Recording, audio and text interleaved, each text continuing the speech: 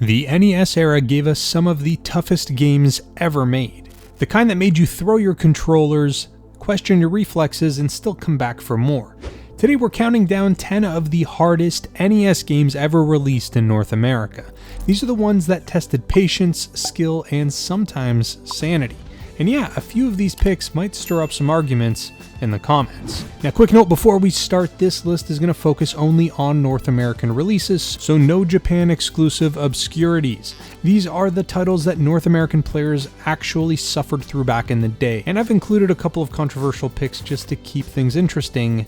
Now, let's go ahead and get started. Kicking things off at number 10, The Adventures of Bayou Billy. On paper, it sounded great. A beat 'em up, a driving game, and even a shooting gallery all in one. In practice, it's brutally unfair. Enemies take far too many hits, the hit detection is completely unreliable, and health pickups are almost non-existent.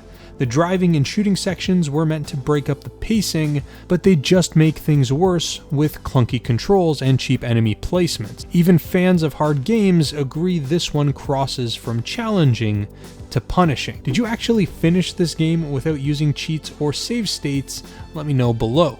At number 9, Air Fortress. This game lures you in with its slow, relaxing intro stage where you drift through space collecting power-ups, then immediately turns on you.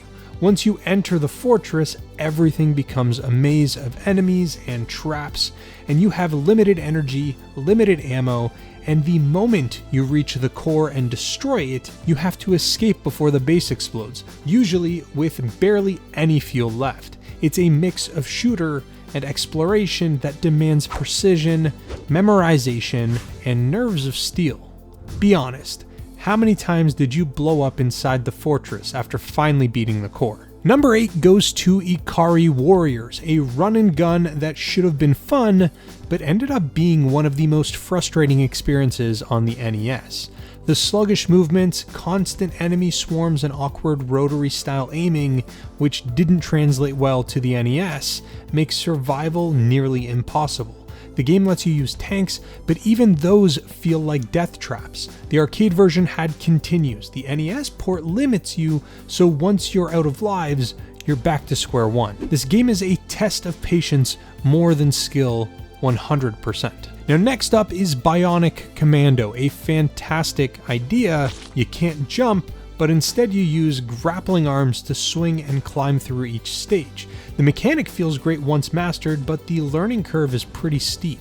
Enemies respawn quickly, some jumps require frame-perfect timing, and falling in the wrong place can mean an instant death with no warning. Combine that with confusing map navigation and punishing checkpoints, and you've got one of Capcom's toughest NES titles. Still, once you get good at it, it's incredibly rewarding, and that's probably why it has such a loyal following. Number 6 is Contra, one of the most beloved run and gun games ever made and one of the hardest by far.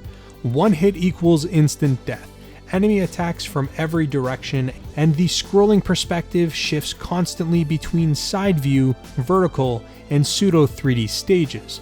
It's all about memorization and reflexes.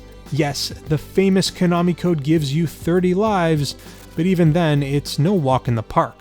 Without the code, this game is pure punishment, but it's fair.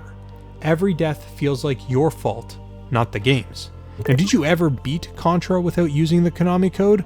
I don't actually think you ever did. At number 5, Teenage Mutant Ninja Turtles, and if you've ever played it, you already know why it's here. The awkward jumping physics, unpredictable enemies, and the infamous underwater bomb defusing stage made it a nightmare.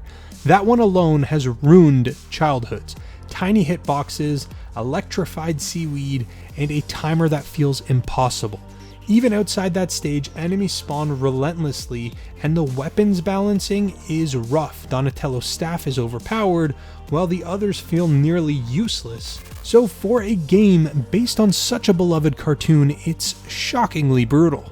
Number 4 is Ninja Gaiden III, The Ancient Ship of Doom.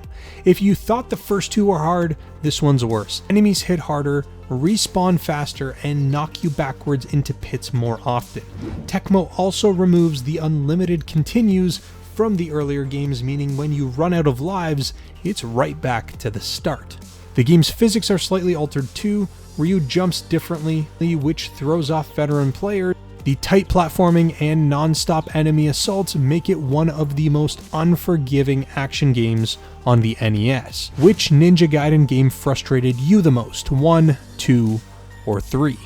At number 3, Silver Surfer. This game is infamous for its difficulty, and it's not because of bad controls, it's because the design is merciless. The hitbox on your board is huge, enemies move erratically, and the backgrounds are filled with objects that look like they're part of the scenery but can actually kill you. One hit and you're dead, and losing a life wipes out your power-ups. So combine that with tight corridors and instant respawns, and it's one of the most punishing shooters on the console. The music though, absolute banger. It's almost like the pain is worth it. Number 2 is Battletoads. Now if you've played it, you already know the game consistently changes genre. Beat 'em up, racing, climbing, space shooter, and every mode requires completely different timing and precision.